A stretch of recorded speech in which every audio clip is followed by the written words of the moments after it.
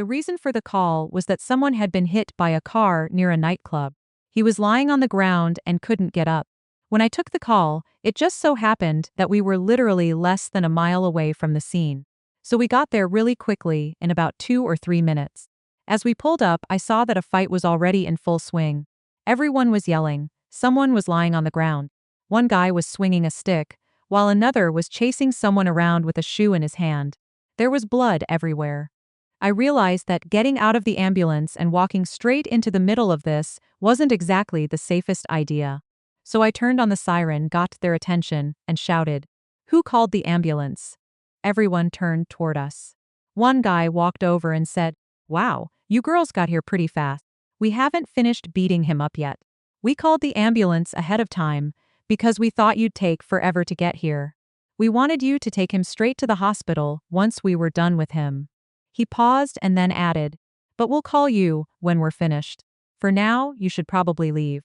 It's not safe for you here." Saying I was shocked by what I'd just heard would be an understatement. Obviously, I got straight back into the ambulance.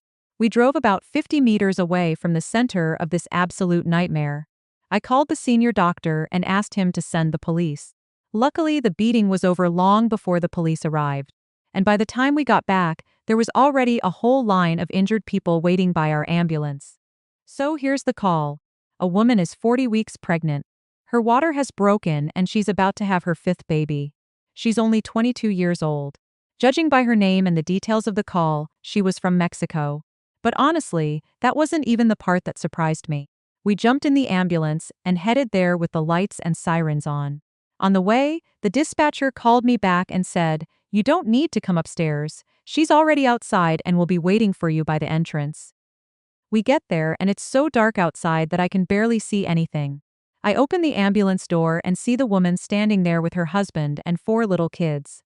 She gets into the ambulance and lies down on the stretcher. And then her husband starts grabbing the 4 kids, one by one, and putting them inside our ambulance. I just sat there with my eyes wide open. I literally couldn't believe what I was seeing. I finally asked, "Wait, where are you taking them?" He looks at me like it's completely obvious and says, "They're coming with their mother." I'm like, "Hold on, they're not coming with their mother. This ambulance isn't designed to transport this many people. I literally have nowhere to put them." And he goes, "What do you mean, nowhere to put them? I don't have anywhere to put them either. Come on, just take them all." I said, "No, I'm not taking 4 children in the ambulance with us." So I started taking the kids back out of the ambulance. But every time I got one kid out, he would immediately shove the previous one back inside. And the mother was just lying there, completely ignoring what was happening. She didn't understand a single word of English. So for the 3rd time I told her husband, "I'm not taking any of these children with me. You need to either get a taxi or take your own car and drive them to the hospital yourself." And he goes, "What taxi? I've got my own car right here, but I'm working. I can't just leave." I looked at him and said, "Well, if you can't do it, I'm going to call the police and Child Protective Services. They can figure out what to do with your children." Apparently, that got his attention. He immediately took the kids back out of the ambulance, cursed me out up and down, and walked away with his family. And I just stood there thinking, what the hell just happened? We got a 911 call for a 2-year-old who wouldn't sleep and wouldn't stop crying. When we arrived, the kid was sitting on the bed, playing on a tablet. He looked completely calm, not a single tear. His mom met us at the door, and she was glued to her phone. She was so focused on it that she barely even noticed we were there. She didn't even hear half of the questions I was asking her. I walked into the room and finally asked her to put her phone away so we could talk. She let out this huge sigh, put the phone down, and started explaining what was going on. Apparently, this had been happening for about a year. And once we started talking, we realized what the real problem was. The parents weren't really spending any time with the kid. They weren't playing with him, doing activities with him, or giving him much attention. Anytime he got bored, started whining, or wanted something from them, they would just hand him a phone or a tablet and let him entertain himself. And now it had gotten to the point where they couldn't take the device away from him. Didn't matter if it was morning, afternoon, or the middle of the night. The second they tried to take it away, he would completely lose it. He'd scream, cry, throw a massive tantrum, and wouldn't calm down until they gave the device back. And that's why his mom called 911. She wanted us to give her 2-year-old a sedative so he would finally calm down. They had already taken him to a pediatric neurologist and a child psychologist. Both of them had given the parents pretty straightforward advice. But the parents didn't like the answer. Because the doctors told them they actually needed to spend time with their kid, interact with him, and set some limits on screen time. Basically, they needed to parent him. Instead, they decided that sedating him would be easier. So when I told his mom we weren't going to give her son a sedative, she looked at me and said, "Well, if you can't do it, then take us somewhere that can. Just give him something to calm him down so I can finally get some things done." And that's when I realized. She didn't call 911 because her child needed emergency medical care. She called because she wanted someone else to deal with her kid.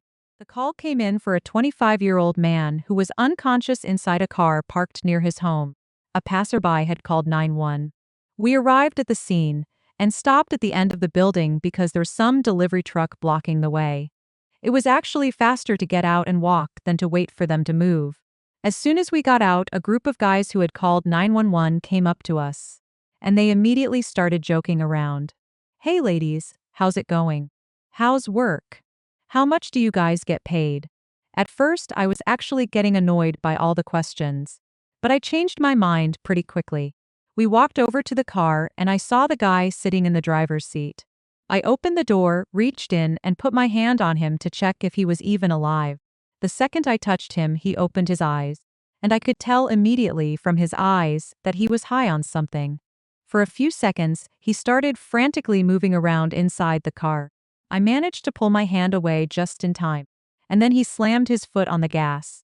The car was parked in the middle of a residential courtyard, and he clearly had no idea what he was doing.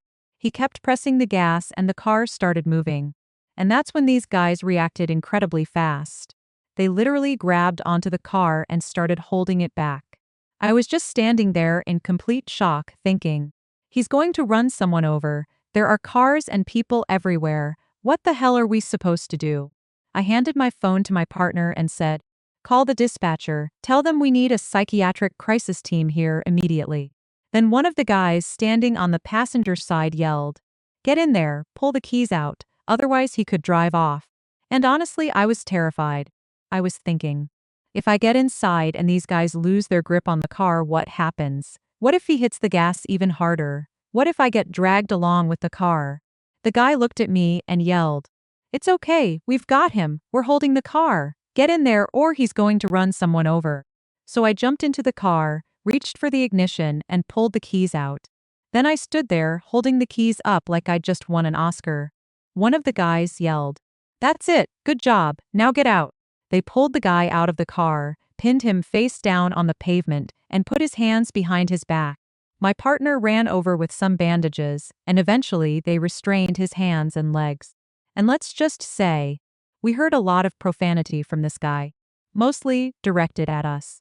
We never found out exactly what he had taken. For the next 15 minutes, while we waited for the psychiatric crisis team, we basically just stood there in silence, trying to calm down after everything that had just happened. But honestly, those guys deserve a huge amount of respect. After what they did for us that day, I would have happily answered pretty much any question they wanted to ask me. Someone is seriously ill. The dispatcher gave us the details while we were on our way. A woman had called 911, completely panicked, saying that her son was extremely sick and couldn't even get out of bed. So we grabbed the medication bag, the cardiac monitor, the stretcher, and all our emergency equipment and rushed inside. We got to the apartment and were met by an older woman. She grabbed me by the arm and pulled me straight into the bedroom. And the second I saw who was lying on the bed, I felt both relieved and extremely confused. There was a 40-year-old man lying in bed, and he was completely calm. Actually, he was in a pretty good mood. He started explaining what had happened. Apparently, he'd caught a cold that day. He had a runny nose, felt weak, and had a fever. He told us his temperature had gone all the way up to 99.5.